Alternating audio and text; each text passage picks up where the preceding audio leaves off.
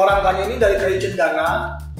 Ini dari kayu cendana lawas ya sebenarnya ya. Ini kayu yang masih bisa kita rapikan, kecil dan sudah tipis ya, Nah dibanding proporsional bilanya lebih besar gitu dibanding proporsi gonjonya. Biasanya kalau brojol itu brojol atau sudah masuk ke dapur lain ya. Halo Sobat Peci, Sobat Pecinta Tosan Aji seluruh Nusantara. Join yuk, mari bergabung ke grup WA Pecinta Tosan Aji, di mana kita bisa sama-sama berdiskusi soal Tosan Aji, pusaka, keris, tombak, dan lain-lainnya. Oke, let's go! Halo, apa kabar Sobat Peci? Bagaimana kabarnya? Semoga semuanya baik-baik saja, keluarga sehat selalu, dan rezeki selalu mengalir lancar buat Anda dan kita semua. Terutama untuk saya, kali ini suara saya lagi agak serak, mohon maaf. Jadi tapi sedang terus membaik lah. Kali ini kita mau membahas keris saya yang ini, Sobat Peci, teman-teman pecinta Tosan Aji. Nah, tapi ini satu keris yang ricikan dapurnya saya rasa agak keluar pakem sedikit gitu, dan pamornya juga agak sedikit keluar pakem yang setahu saya, yang saya baca-baca di buku keris, di buku-buku keris. Nah nanti mungkin, tapi sih kayaknya ini keris Jawa isinya. Ini isinya keris Jawa. Tapi nanti mungkin teman-teman Sobat PC Pecinta Tosan Aji bisa kasih komentar tentang keris ini. Mungkin saya ada salah, saya salah menyebut ricikannya apa segala macam, nanti komentar aja teman-teman ya. Nah, kembali lagi ke laptop. Ini warnanya seperti ini ya. Ini kerisnya keris sepuh teman-teman ya. Nah ini rangkanya ini dari kayu cendana. Ini dari kayu cendana lawas ya sebenarnya ya. Ini kayu tua, bawaan dari sananya, cuman kita rapikan lagi teman-teman ya. Kalau pendoknya sama handle-nya baru. Kalau ininya tua ya. Yang masih bisa kita rapikan. Nah, ini handle-nya seperti ini teman-teman ya. Kita bahas dulu dari keindahan rangkanya ya. Nah, ini handle-nya rangka garap halus, sangat presisi sekali. Alhamdulillah saya diberkahi dengan tukang merangi yang bagus, yang baik. Ini belakangnya seperti ini ya. Nah, ini ukirannya ya. Nah, mungkin bisa dilihat lagi ukirannya seperti ini. Ini gayaman Surakarta ya teman-teman ya. Nah, mari kita buka teman-teman, isinya seperti apa. Nah, ini teman-teman ya. Jadi ini kerisnya kecil dan sudah tipis ya.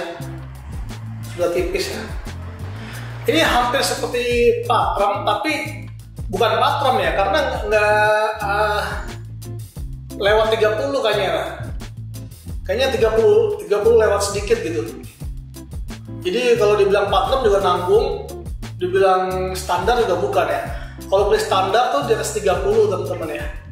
Kalau patram tuh 28, biasanya di bawah 30 gitu. Tapi ini dibilang patram juga enggak ya. Nah ini ricikannya seperti brojol teman-teman ya, seperti dapur brojol. Nah ini kalau brojol itu dengan pijetan, di sini pijetan, isinya baliknya juga ada pijetan ya. Tapi gandiknya polos tanpa tikel alis ya. Ini gandiknya polos tanpa tikel alis ya. Ini sosorannya pendek banget ya. Bukan sosorannya, ganjonya pendek banget, nggak lebar ya, pendek ya. Ini pendek banget ya. Nah, dibanding proporsional bilanya lebih besar gitu dibanding proporsi gonjonya. Biasanya kalau brojol itu ini gonjonya lebih lebar dibanding proporsional bilahnya gitu ya.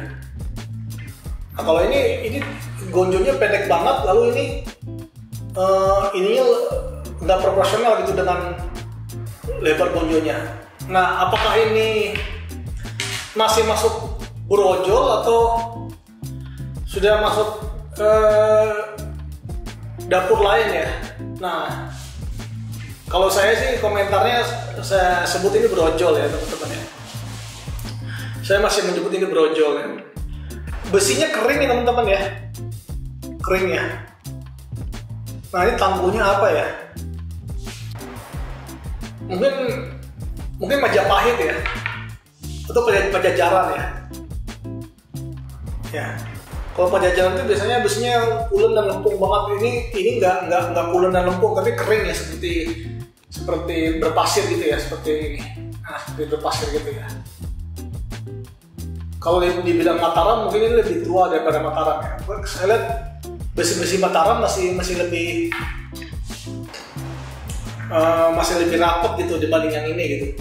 Mungkin ini Majapahit ya. Ini estimasi saya aja, mungkin ini Majapahit. Ya tapi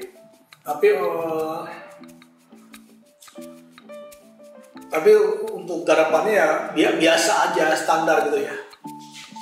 Gitu. Ini ujungnya udah tipis banget teman-teman ya.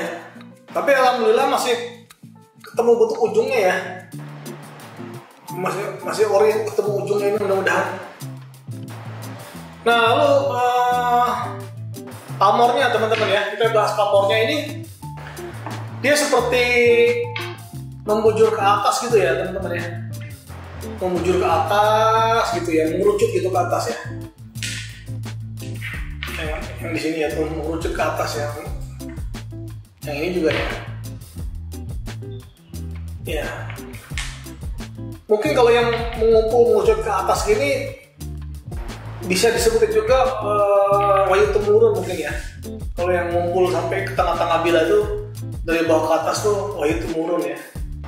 Ya tapi di sininya di pamornya ini nggak ada ini ya, nggak ada tenggang-renggangnya gitu seperti pamor lain. Pokoknya kayak ngegaji aja gitu ke atas gitu. Ini juga kayaknya ngegaji aja pamornya gitu ke atas gitu.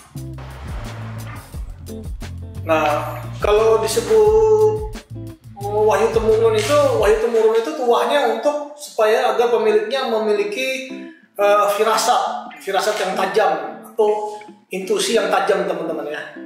Itu yang saya tahu ya, mungkin kalau saya salah dikoreksi aja. Nah ini kalau saya lihat juga ini kalau misalnya mengerucut ke atas gini, ini sebenarnya juga mirip lidah api gitu teman-teman ya. Lidah api gitu, seperti api ya gitu. Ini juga seperti lidah api gitu, yang berpijar atau menggelora lah gitu ke atas. Gitu. Sangat menarik ya. Ya.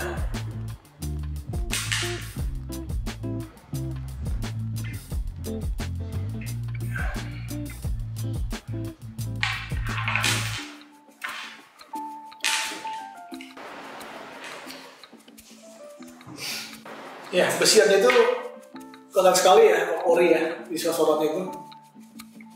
Ya, tua ya.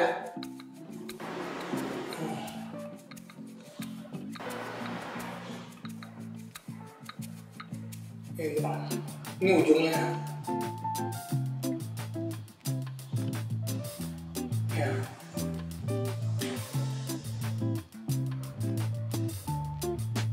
Ya, sangat menarik teman-teman ya. Makanya saya, kalau dari besinya sih, dari materialnya nggak mungkin ini prosesannya. Kalau materialnya nggak mungkin ya ini prosesannya, mudah-mudahan sih. Insya Allah ini ori ya, yang penting kan ori gitu. Kalau prosesan tuh